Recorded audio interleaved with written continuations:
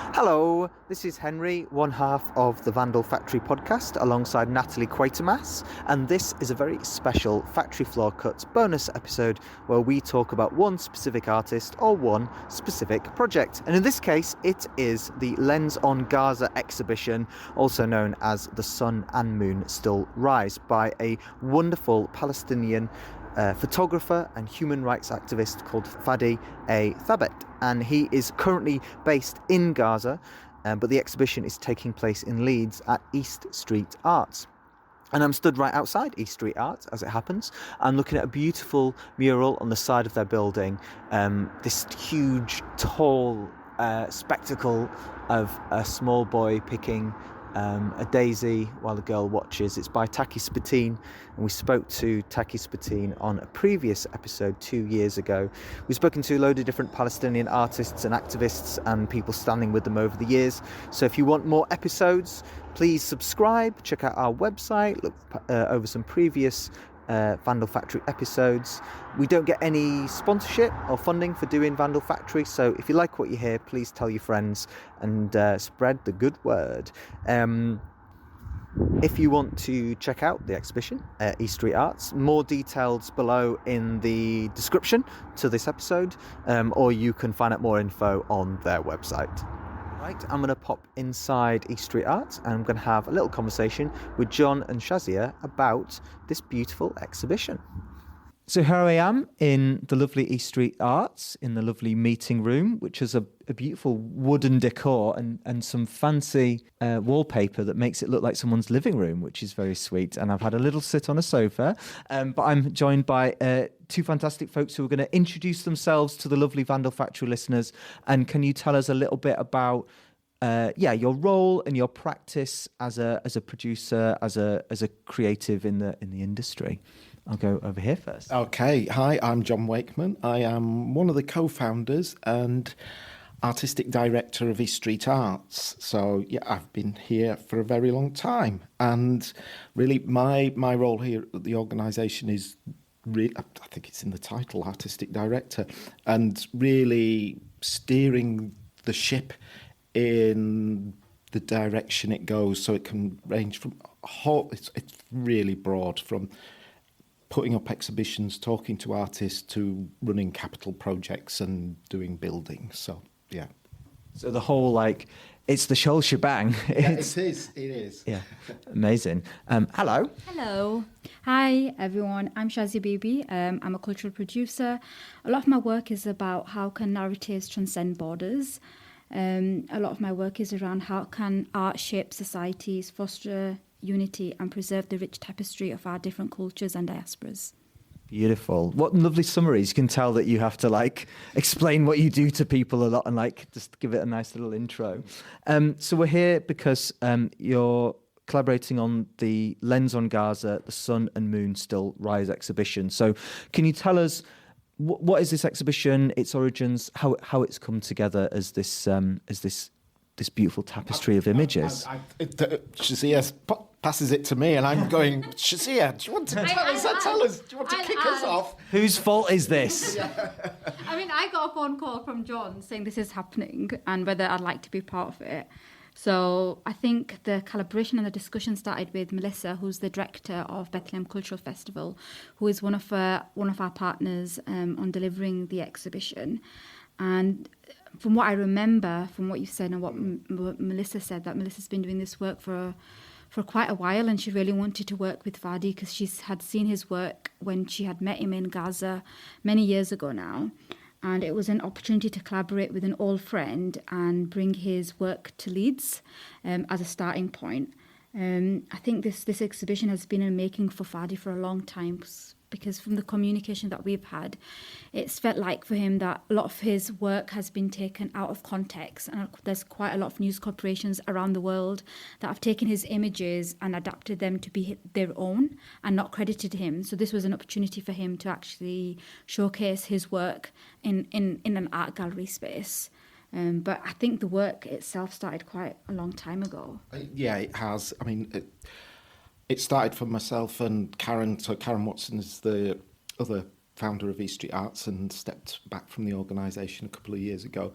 But we've been to visit Palestine a couple of times. The last time we went was in November with a good friend David Nelson, and even then it stems back before that, and it's so, there's been a long trail, and I can go right back to mine and Karen's visits to Berlin back in the early 2000s, and we would visit there, God, 5-6 times a year, and it really interested in the whole Second World War, the Jewish diaspora, and then looking at what had happened, and then following that trail back, and then ending up in Israel and Palestine, and then seeing the situation that has developed out of, and really having an affinity with Palestine and as a situation that is bigger than us all in so many ways. It is, and the more you look into it, the more you see it's a reflection of a neoliberalist kind of agenda within society, and it's the centre point, as we now see that battle head to head between Iran and the USA and Israel, and even as today we're kind of on the brink of World War III, which suddenly is a ceasefire for 2 weeks. You realise that this is the point where actually this is such a contentious area, and we didn't realise it at the beginning of looking at it and the visits. So I think for our small part, working with Taki on the mural and being approached by Leeds Palestinian Festival originally, because they knew Melissa and had worked with Melissa, and we'd been supporters of the Palestinian Film Festival in Leeds.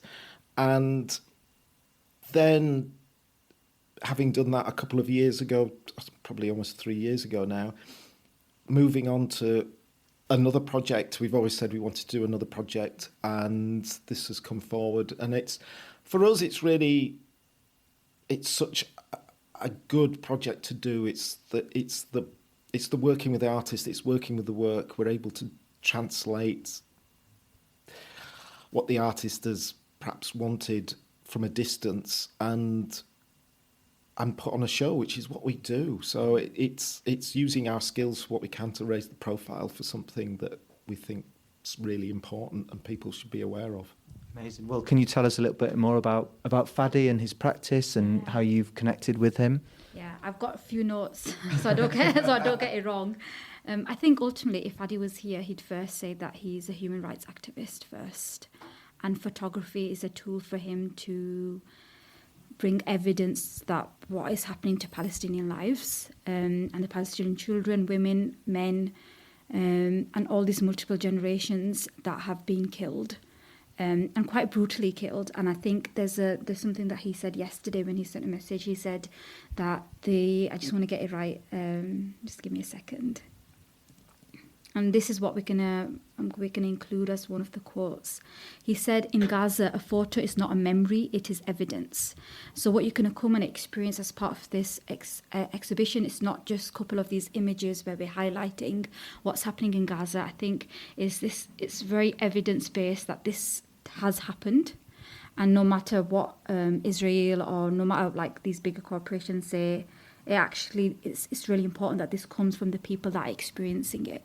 So our approach with Fadi has been very, very collaborative. It's been very much on the basis of what is the images that you'd like to share, what is the narrative that you want to put across, and for him it's ultimately like that we do exist and our lives matter, and what is happening to us matters. And it's been a difficult project for me in a way, because I feel like I've been living and breathing it for quite a while. And speaking to him as best as I can through WhatsApp has been like, I've got this friend who's across the pond, but it makes the whole situation so much more real when you start to find like actually you've got these connections in these spaces where people are living through a genocide and ethnic cleansing. It doesn't start to become like, oh, you're watching it on the news, or you're reading it on a newspaper, or you're seeing it on social media. It starts to become a very different type of relationship to these war zones when you know people that are based there. And for me, it's become a lot more literally like a lot more painful, I find. Yeah. I think it's something that you said about the frustration that he's not been credited as an artist, that his images are being used without permission in varying ways.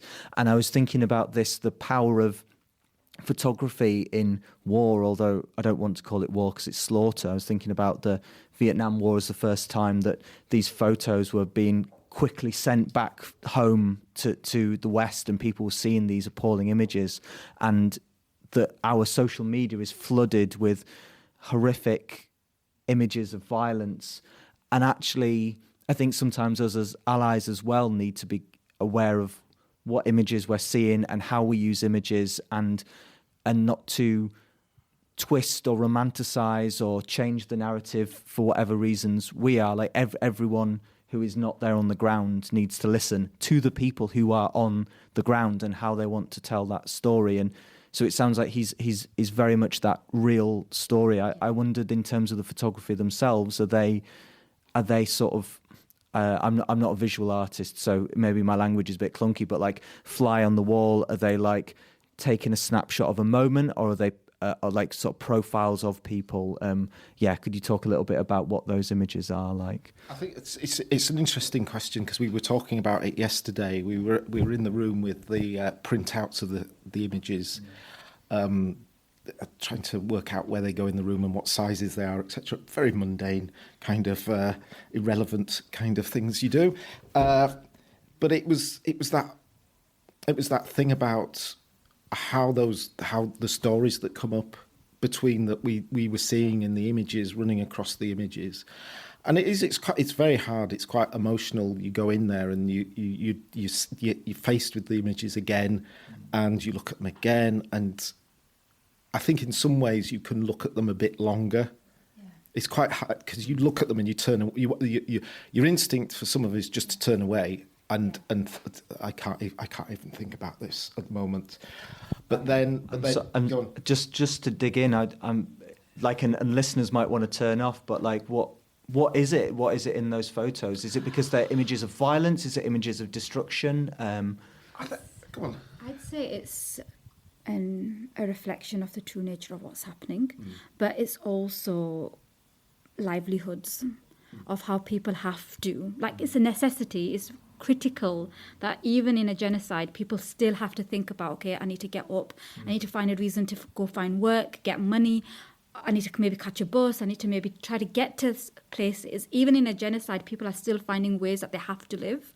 Like, it's not like people are not finding moments of joy as well, because some of the images are moments of joy. So it's a mixture of, like, actually, what is the real reality of living through a genocide? And I think ultimately it's these stories that come across. I think it's really important, this question, because I was saying to John, there was a feeling that we had in the room yesterday, and I couldn't describe it.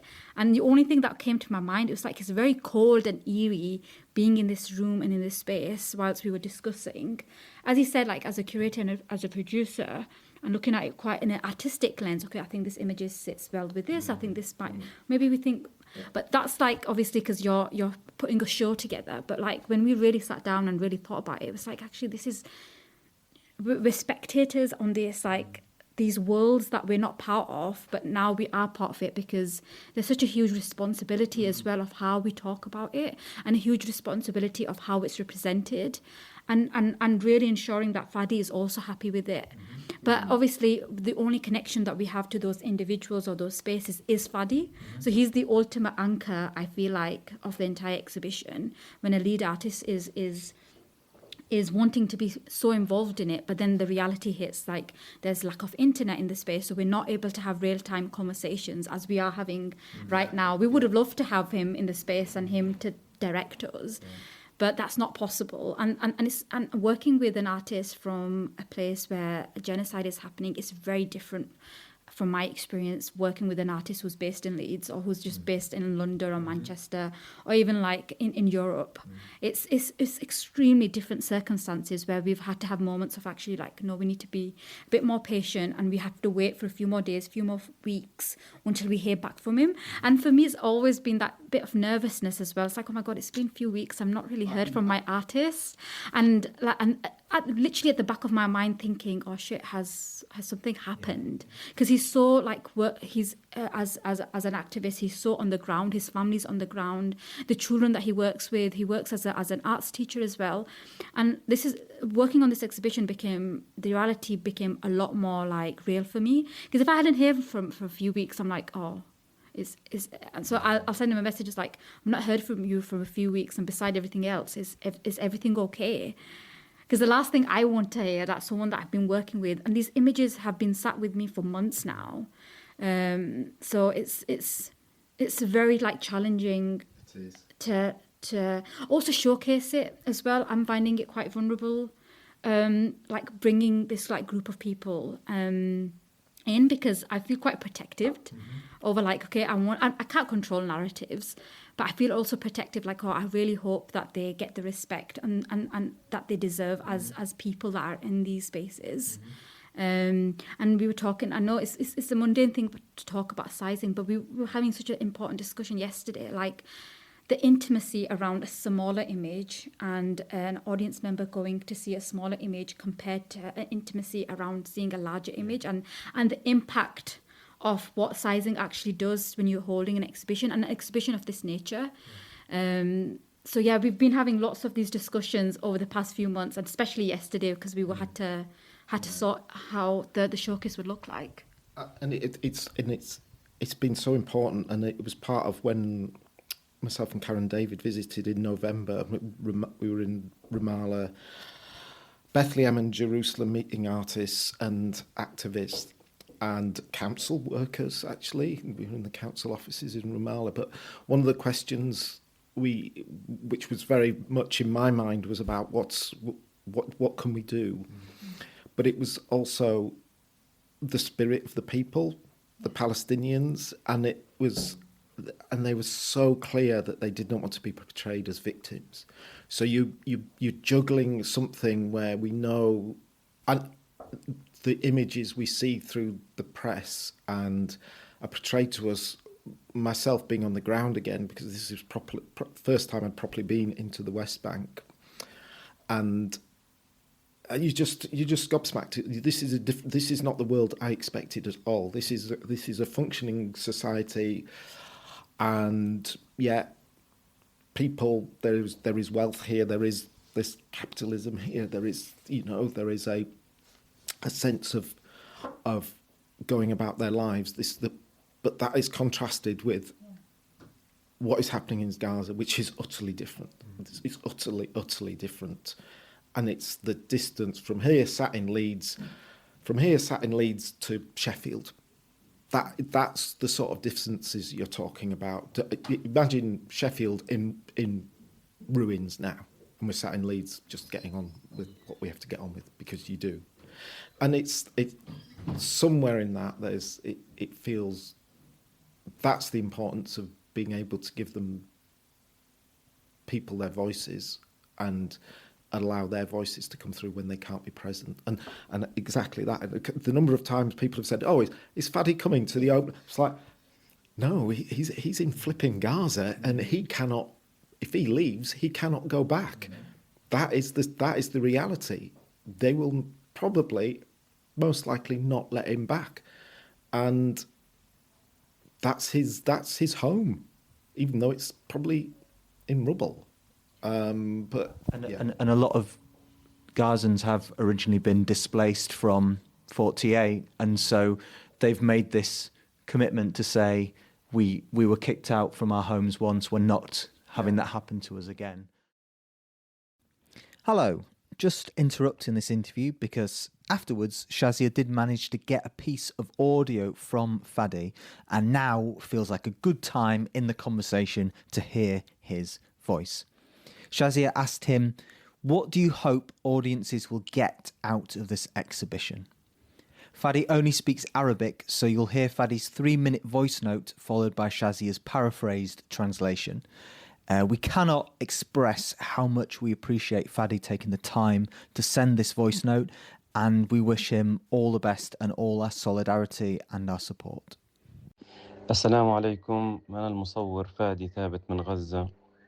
يعني من خلال هذا المعرض، رغم كمية يعني الدمار الموجودة في غزة، رغم القسوة اللي بيعيشها السكان المدنيين، رغم إنه يعني أغلب البيوت 95% من بيوت غزة يعني صارت ركام، لكن من بين هذا الركام ومن بين العتمة نحاول دائما أن يكون هناك أمل أو أن يكون هناك ضوء. المعرض الذي سيعقد فيه رسائل أمل، وفيه رسائل حياة، وفيه رسائل نور من وسط العتمة. دائما يعني الفلسطيني يعني يحاول من الخراب ومن الركام ومن تحت القصف ومن تحت الانفجارات، يعني إنه يحاول دائما يوصل رسالة إنسانية إلى العالم مفادها أن على هذه الأرض ما يستحق الحياة، وأن هذا الشعب يستحق الحياة، وأن هذا الشعب ظلم، يعني ظلم كبير جدا وقع عليه وعلى الناس المدنيين. يعني كل حياة الفلسطيني تدمرت هنا في غزة، لكن ومع ذلك دائما نحاول أن نوصل الرسالة الإنسانية الصافية التي يعني من خلالها نقول للشعوب أن هذا الشعب يحب الحياة، وأن هذا الشعب يعني كأي شعوب العالم في المنطقة تواق إلى الحياة وتواق إلى الحرية وتواق إلى الانعتاق. دائما نحن يعني نفكر بهذه الرسالة التي نوصلها للعالم من خلال الصور ومن خلال الضوء ومن خلال العدسة ومن خلال الكاميرا والفوتوغرافيا. نحاول أن نوصل الرسالة من خلال المعارض، من خلال صفحاتنا، ونتواصل مع العالم ونتواصل مع المتضامنين. واستطاع الشعب الفلسطيني والمصورين في فلسطين أن يوصلوا الرسالة الإنسانية إلى كل العالم من خلال التغطيات الصحفية والتغطيات الصور اليومية التي يعيشها الناس. ويعني نشكر كل المتضامنين في كل يعني أنحاء العالم وفي كل دول العالم الذين يحاولون أن يمدوا جسور من الأمل وجسور من الضوء مع هذا الشعب يعني المنكوب الذي مورس عليه يعني كل أنواع الظلم وكل صور الظلم في العالم. شكرا لكم جزيل الشكر، شكرا إلى المنظمين، شكرا إلى كل إنسان اجتهد معنا في أنه وصل صوتنا. يعني كل إنسان تعب في هذا المعرض، حتى لو ألصق صورة، نحن ممتنين له جدا كل الامتنان وكل الشكر إلى الداعمين والمنظمين وكل من ساعد ودعم وساند في أن تظهر هذه الصور إلى العالم وأن يراها العالم. شكرا جزيلا لكم.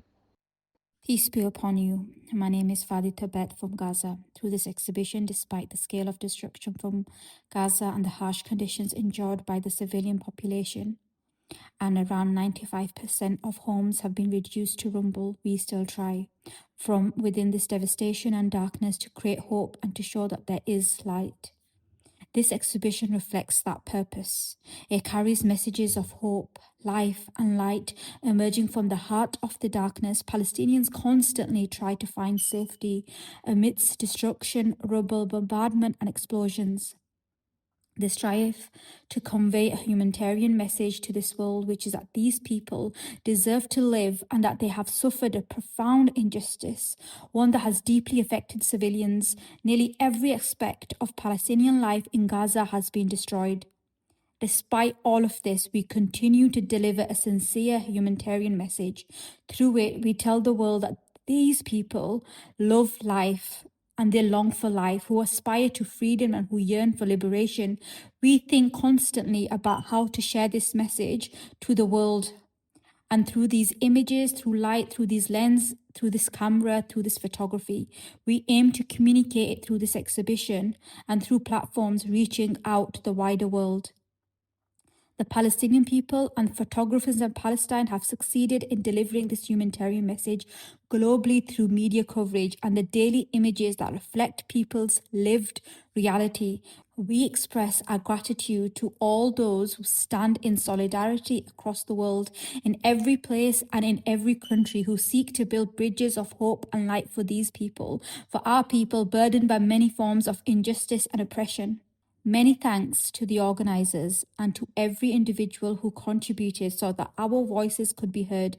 We are very grateful for everyone who took part in the exhibition, who viewed the exhibition, and a sincere appreciation goes to all supporters and organisations and to everyone who helped make these images visible to the world. Thank you very much.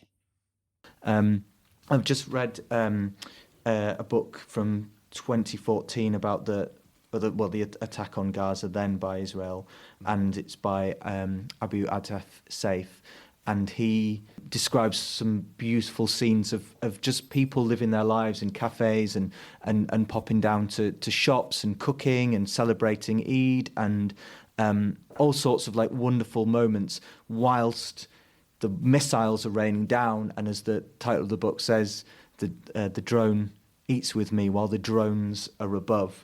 But those images really strike me, as you say, of people just still have to get on with their day. It's critical. Like, you have to. There's no other way around it. Like, there's this. Sometimes I feel like there's this narrative where people are just, if bombs are happening and you just sat. No, it's absolute necessity. You're gonna go find shelter. It's such a human instinct to like go find shelter, go find protection, but also find ways to be in this new world. And I know that you mentioned if Sheffield was in ruins and if we were in Leeds, but also people in Sheffield, like if this was happening in the UK, you have to find ways to be able to rebuild your life again in some ways, even if there's missiles and bombs just a few yards from you, you will. I think it's just critical. It's such a human thing that you'd want to find safety in and joy. And some of those images, you'll find a balance between some images where you can see the destruction.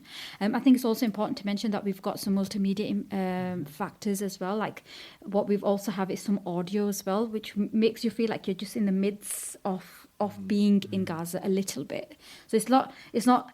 We've really had to have this fine balance. I feel like when you're working with these topics and social causes, it's like you don't want to, especially if you're inviting more Palestinians into the space, is to like reintegrate trauma again for people.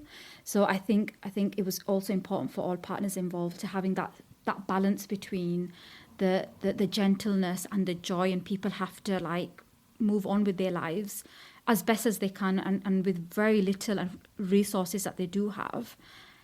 Also with the balance between actually what is it that they're living with in the environment. So yeah, we really tried our best to have balance between the both. Are there any images that you can describe that stand out for you that you think tell that story so well? Or I think it's for me, which is the poster of the exhibition. It's a very old senior woman, and she's in the red kafaya, and one of her eyes is covered, and you can just see one eye, and it's so seldom. I thought that image, when I saw it, I was like, that speaks for the entire exhibition of that people are watching Gaza. Even people who are against Gaza are watching Gaza.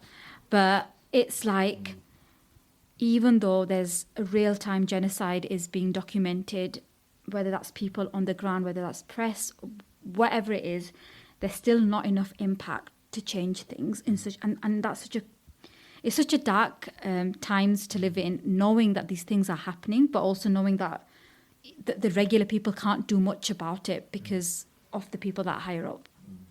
So I think the poster that we've chosen for the exhibition speaks volumes for the entire exhibition, and that's one of my favourite images.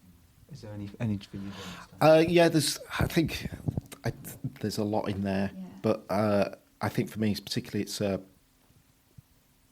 it's well, I've called it the thinker. It's the young girl, and it's just her face, and it's just such a really strong image, and it's in many ways we've struggled where it goes in the show. It just needs a room by itself, and you just go and spend time with it, and it's upsetting. Yeah, it's really upsetting. What have been you touched on a few of them, but the challenges of of working across borders. But I also wanted to ask, as a dual parter, not to just focus on the challenges, but what are the rewards? Like, what's the positives that for you is it makes it all worth it when, as you say, you can't contact your artist for several weeks because you're worried for him, but actually that there is joy and wonder in cross-border working. I think I work with artists and from all different walks of life, and it's been the very first time that the reality was very strong for me. Like literally, like feeling very, very nervous. Like I've not heard from him for a few weeks. Or is everything? And I keep mentioning this because it's something that's, I think, will stay with me for the rest of the work that I do continue after this exhibition, or if there's other opportunities of this nature. And I suppose I'm just going to say, because it's just, I've been in the same situation as well when I've been talking to Taki. Are you even alive? Yeah, Have you been killed? Different. And you know the Israelis are targeting activists, people who are presenting a public face of what's going on, with the press being killed and targeted. So it is you just don't know. It's not. It's really highlighted what their lives are like, because obviously when Fadi he's so kind in his responses as well. He's like, sorry Shazia, I haven't been in touch with a few weeks because X, Y and Z has happened, this person has passed away, or like it's I can't get up.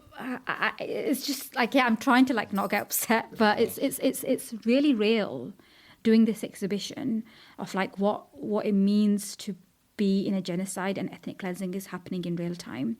And then the other side of the joy of it is happening is knowing that actually we are responsibly holding a space for an artist. And I think that's the joy as well. Like, even there's challenges and there's that pain and that there's trauma around working with an artist who's living in a genocide, is actually the honour of how honourable it is to work with an artist whose work we're presenting as well. I think that's the joy as well.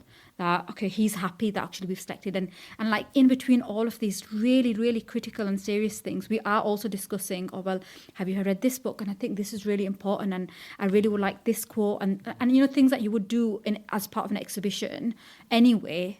I think it balances it a little bit. But yeah, it's challenging, because if you're thinking in a few weeks you haven't heard from your artist, is he alive, really speaks volumes of the conditions people are living in. Just the last couple of questions then, what is it that you hope audiences will come and experience? What are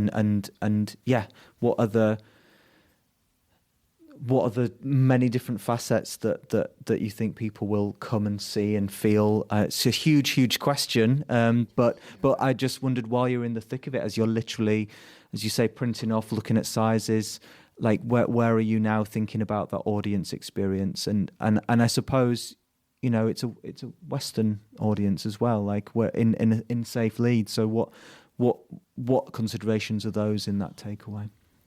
I suppose for myself, it's to actually just stop for a moment and listen in many ways. Listen to what they're seeing. That this is a real thing, and I think where we're living in a world where you sometimes don't trust what's being presented to you. This is an actual real documentation of something by someone on the ground there, and wanting to document people's lives, and it's real, and it doesn't try to manipulate you in terms of emotionally. It's not emotionally doing that at all. It's very different to that, and I think that is the difference. That the pictures are in many ways quite classical. They're really classic. Some of them are like, I keep saying, that looks like some Renaissance painting, and this looks like something else, and like the child thinker one is Rodin's Thinker. That's the kind of, you look at it and you there's something very very authentic about it, and where you can fit it within a historical context, but then there's this other side that it's actually, this is a very real thing, and I think that's what's been so important. And I would like people to just come and see that and have a snapshot, because I think it's with the sound as well. It's just, look, put yourself in someone else's shoes for a little while and think about what's going on in the world. So urgent in an era of AI and twisted imagery and like edited, like manipulation is just constant. It's just this it feels like we're being bludgeoned with lies. Yes. And so to present something so real is so vital. What about you? I think I'd want a responsible audience to come and see it, because when you sit with the work for so long, I felt there's such a strong sense of responsibility to Fadi and the people, even though I don't know the individuals, but I know there's some of their stories through Fadi, and I was like, no, this is a responsibility. So I think we will get a responsible audience, but I think as someone who's like, no, I need people that would come into the space that will respect what we're showcasing. I think as a takeaway would be that I think now more than ever, where you show up and how you use your platforms really matters. Whether you've got a few hundred followers or a few thousand followers, or in whether it's a job or in personal life, profession, whatever walk it is, how you present what is truly happening around the world really matters. And I hope this gives people a bit of courage, a bit of more glimpse that people on the ground are risking their entire lives and their livelihoods to bring this image to you, which means that even if there's a little bit that we can do and say, you know what, that's racist, or that's anti-Palestinian, or this is pro-Israel, or this is propaganda is happening here. If there's a little bit of voice through the exhibition that people can take away with them. Is there a piece of music that you'd like us to play? So it could be something related to the exhibition, or it could be something you've been listening to while you've been curating, or it could just be something that you want to share that people think is a banger. I was thinking about this a lot. So I really like the conscious rap from Loki. And there's this particular song that he's written, which is called A Terrorist. And I like that to be part of this, because it's very political, and it talks about some of the elements that this exhibition talks about. So, we must ask ourselves, what is the dictionary definition of terrorism? The systematic use of terror, especially as a means of coercion. But what is terror? According to the dictionary I hold in my hand, terror is violent or destructive acts, such as bombing, committed by groups in order to intimidate a population or government into granting their demands. So what's a terrorist? They're calling me a terrorist, like they don't know who the terror is. When they put it on me, I tell them this, I'm all about peace and love. Be a terrorist, like they don't know who the terror is, insulting my intelligence. Oh, how these people judge.